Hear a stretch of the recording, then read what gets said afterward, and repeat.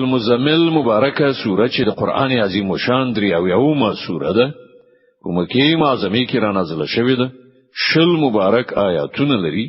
تلاوت او پښتو ترجمه یې لومړی آیت څخه اوري بسم الله الرحمن الرحیم د الله په نوم چې ډیر زیات مهربان پورا رحم لرونکی دی یا ایها المزمل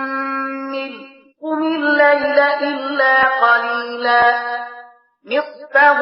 أو انقص منه قليلا أو زد عليه ورتل القرآن ترتيلا ای په جامه کې ځان غختون کې وېد کې دن کې شپه په منځ کې په ولاړې تیر کړه مگر کما نیمایي شپه یا له هغې نه یو څه کم کړه یا له هغې نه یو څه زیات کړه او قرآن خپ قرار الولا إنا سنلقي عليك قولا ثقيلا مون پر تا باندې دیو دراند کلام نازلون کیو إن ناشئة الليل هي أشد وطئا وأقوم قيلا په حقیقت کې شپې د عبادت لپاره پاتېدل د نفس کنټرولولو لپاره ډیر اغیزمن او د قرآن د صحیح لوستلو لپاره زیات مناسب دي إن لك في النهار سبحا طويلا د ورځې په اوږدو کې خو ستاسو لپاره زیات مصروفیتونه دي واذكر اسم ربك وتبتل إليه تبتيلا رب المشرق والمغرب لا إله إلا هو فاتخذه وكيلا د خپل پروردگار نوم یادوا او له ټولو نه په علایق قطع کولو سره جلا په همغه پورې اړوند اوسه هغه د ختیځ او لویدیځ څښتن دی له هغه پرته بل هیڅ خدای نشته نو په دې اساس همغه خپل کار جوړونکی ونیسه واصبر على ما يقولون واهجرهم هجرا جميلا او خلک چې کومي خبري جوړوي پر هغه صبر وکړه او په نیک ډول هغونه بیل شه وذرني والمكذبين أولي النعمة ومهلهم قليلا او د الهي کلام د دغه دروغ جنګونکو بډایانو د لمنځوړلو کار ماته پرېږده او دوی ته یو څه وخت په همدې حالت باندې مهلت ورکړه إن لدينا أنكالا وجحيما وطعاما ذا غصة وعذابا أليما لمون سره د دوی لپاره درندې زولنی دي او لمبه وهونکي اور او په مری کې نکټونکي خواړه او دردناک عذاب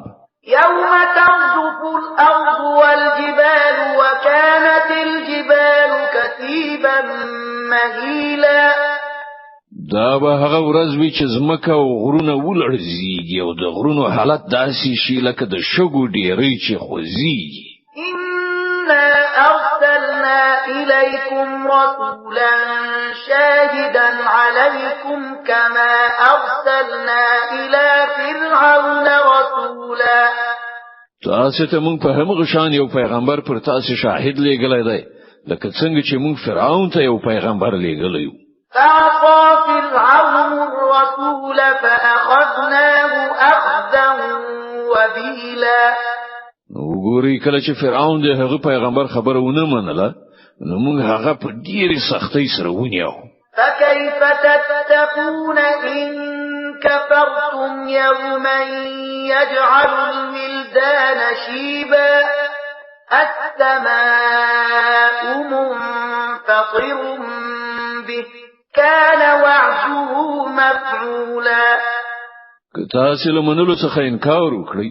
نو په هغه ورځ به څنګه وژغورل شي چې ماشومان به بوډاګان کړي او د هغې له سختۍ نه به آسمان چاودېدونکی وي د الله وعده خو پوره کېدونکې ده إن هذه تذكرة فمن شاء اتخذ إلى ربه سبيلا دا نصیحت ده اوس چې د چا خوښه وي د خپل پروردگار لوري ته د تلو لار دی غوړه کړی إن ربك يعلم أنك تقوم أدنى من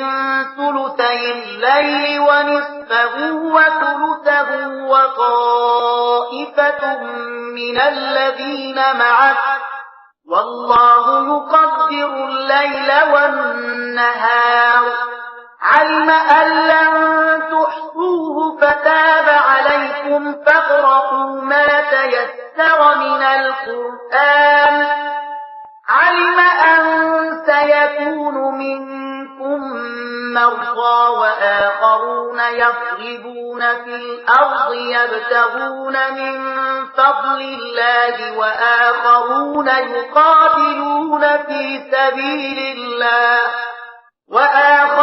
يقاتلون في سبيل الله فاقرؤوا ما تيسر منه وأقيموا الصلاة وآتوا الزكاة وأقرضوا الله قرضا حسنا وما تقدموا لأنفسكم من خير تجدوه عند الله هو خيرا وأعظم أجرا واستغفروا الله إن الله غفور رحيم. ای پیغمبر ستا رب پوهیږي چې ته کله د شپې له دریو نه دوه برخو ته نږدې او کله نیمایي شپه او کله د شپې دریمه برخه په عبادت کې ولاړې او ستا له ملګرو نه هم یو ډله دا عمل کوي.